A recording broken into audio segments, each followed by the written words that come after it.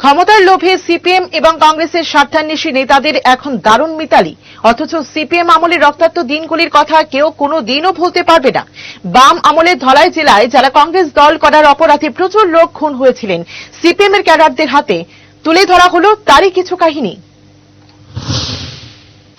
CPM এর লাল পতাকা যাদের কাছে আজও মানুষের রক্তের সমান, তারা কখনো তাদের প্রিয়জন হারানোর নারকীয় ঘটনা পর্বগুলো ভুলতে পারবেন না। তারা ভুলতে পারবেন না তাদের প্রিয়জন হারানোর ব্যথা। তবে হাই গদি লোলুপ, ক্ষমতা লোলুপ কংগ্রেস দলের বর্তমান মহান নেতারা সেসব কালো দিনগুলোর কথা ভুলে গেছেন।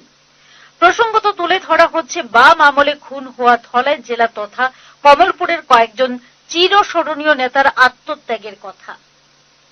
অসীম মজুমদার ওরফে বুচা কমলপুর শহরে পুরাতন মোটর স্ট্যান্ড এলাকার বাসিন্দা অসীম ছিলেন কংগ্রেস দলের একনিষ্ঠ কর্মী। তৃতীয় বামফ্রন্ট সরকার ক্ষমতায় আসার পর তিনি ধর্মনগর কাকার বাড়িতে চলে গিয়েছিলেন।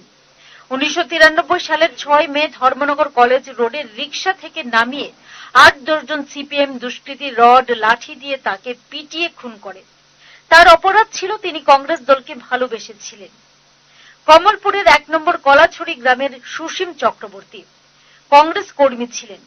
1993 বিধানসভা নির্বাচনে কমলপুর বিধানসভা কেন্দ্রে কংগ্রেস প্রার্থী শরৎ চক্রবর্তীর হয়ে ভোট প্রচার করেছিলেন। দুর্ভাগ্যবশত ওই সময় কংগ্রেস রাজ্যে ক্ষমতায় আসেনি, তাই তাকে পালিয়ে যেতে হয়। জেলার অন্তর্গত শান্তির বাজার এক মামার বাড়িতে তিনি অবস্থান করেছিলেন। কিন্তু 1993 সালের 20 ডিসেম্বর শান্তির বাজারে হরিনাম সংকীর্তন উৎসব থেকে ফেরার পথে এক যুবক ডেকে নিয়ে যায় সুসীম চক্রবর্তীকে। পরে 7-8 জন যুবক চ্যাং দোলা করে কৃষি গ্রাম সেবক কেন্দ্রের পিছনে নিয়ে যায়। একের পর এক ধারালো অস্ত্র দিয়ে কুপিয়ে তাকে হত্যা করা হয়। তার একটাই অপরাধ ছিল, তিনি কংগ্রেস দলের নেতৃত্ব ছিলেন। সিপিএম কমলপুর অঞ্চল সম্পাদক এবং কমলপুর নগর পঞ্চায়েতের চেয়ারম্যান তপন রায়ের হত্যাকাণ্ডটিতে সিপিএম এর আরও এক হিংসার চেহারা ফুটে উঠেছিল গোটা রাজ্যে।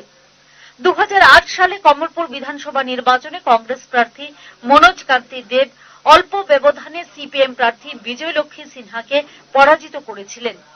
কিন্তু দলেরই কর্মী তপন রায় সিপিএম এর কাছে গোষ্ঠী কোন্দলের নায়ক হিসেবে চিহ্নিত হয়।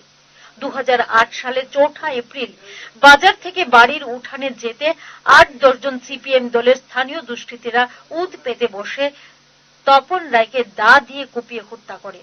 তার গায়ে 35টি দায়ের কোপ পড়ে। কমলপুর থানার অপরেশকর গ্রামের বাসিন্দা কংগ্রেস কর্মী গোপাল রায় 2013 সালে 24 জুলাই হালহালি গ্রামের থেকে বাড়ি যাওয়ার পথে সিপিএম এর দুষ্কৃতীদের দায়ের কোপে খুন হয়েছিলেন। তিনি অপরেশকর স্থানীয় কংগ্রেস দলের পরিচালিত পঞ্চায়েতের নির্বাচিত সদস্য ছিলেন। তারও একটাই অপরাধ ছিল, তিনি কংগ্রেস দলটিকে ভালোবেসেছিলেন।